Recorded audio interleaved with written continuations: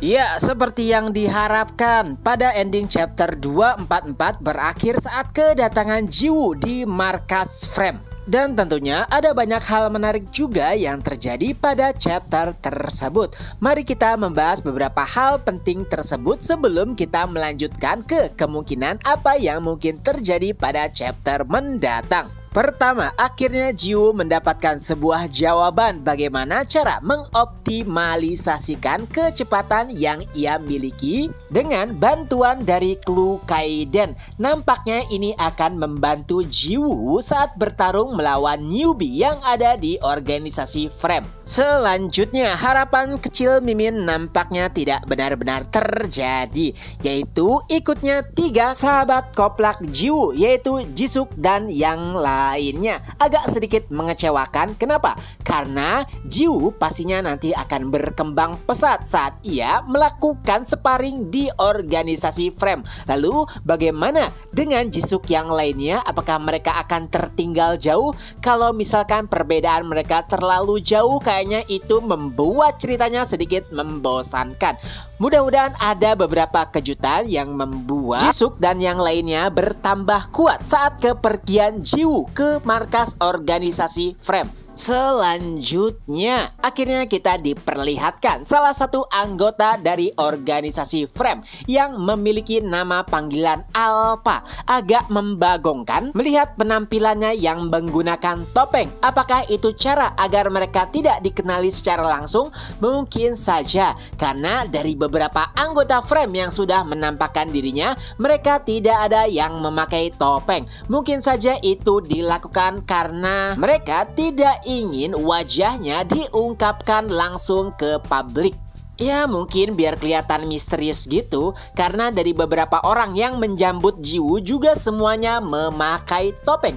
Atau jangan-jangan mungkin saja ya, bisa saja jika mereka yang menggunakan topeng levelnya masih sangat rendah, berbeda dengan Royce dan yang lainnya.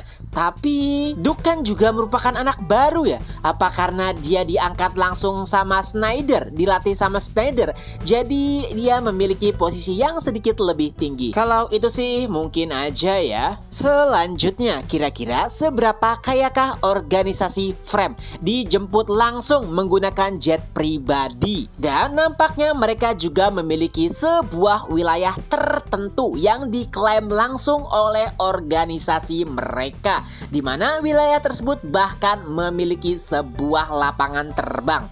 Kayaknya memang organisasi Frame ini bukan organisasi ecek-ecek. Tidak sebesar Akademi Awaken Dunia, tapi juga mungkin lebih besar dibandingkan dengan organisasi yang ada di Korea. Selanjutnya, perlakuan tidak wajar anak-anak organisasi Frame kepada Jiwoo. Apakah itu bentuk penghormatan kepada murid Kaiden atau ada tujuan lain di belakangnya? Jawaban tersebut mungkin akan kita dapatkan di beberapa chapter mendatang. Nah, kira-kira apa yang akan terjadi nih pada chapter minggu depan?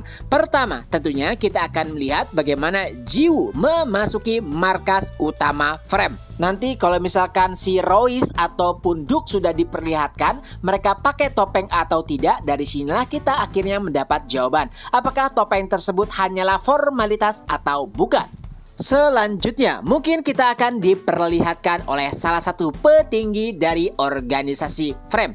Bisa jadi itu adalah Schneider atau yang lainnya, karena nggak mungkin seseorang yang memiliki status rendah yang akan menyambut Jiwoo melihat ia diundang sebagai murid dari Kaiden.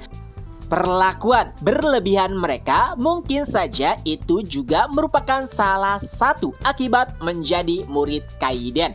Jadi mungkin kita akan melihat Schneider atau melihat Andre lagi, atau mungkin juga ada top 10 lainnya yang ternyata merupakan petinggi dari organisasi Frame selain Andrew dan juga Schneider. Belum ada gambaran sih ya kira-kira apa yang akan dilakukan Jiwoo nantinya di sana. Tapi pastinya nanti akan diadakan sparring untuk melihat seberapa kuatkah seseorang yang digadang-gadang sebagai murid Kaiden. Nah, tapi selain itu, kira-kira apa yang akan ia lakukan? Apakah akan diajak muter-muter dan melihat apa yang ada di organisasi Frame? Atau mungkin akan diberikan masukan-masukan ataupun doktrin agar ia bergabung dengan organisasi Frame? Atau mungkin ada tujuan lainnya? Mimin juga sempat berpikir kira-kira bagaimanakah nanti Kaiden akan menampakkan dirinya. Apakah ia muncul dalam keadaan terdesak? Ya, kalau itu sih kemungkinan besar ya. Tapi jadi agak boring juga kalau misalkan kemunculan Kaiden selalu saja seperti itu polanya. Dalam keadaan terdesak, muncul. Dalam keadaan terdesak, muncul. Ya, mudah-mudahan ada banyak kejutan di mini arc ini. Karena bisa dipastikan kemungkinan ini lebih dari 5 chapter. Nah, kalau menurut para readers gimana? Itu saja dulu untuk video kali ini. Ketemu lagi di next video. Bye-bye.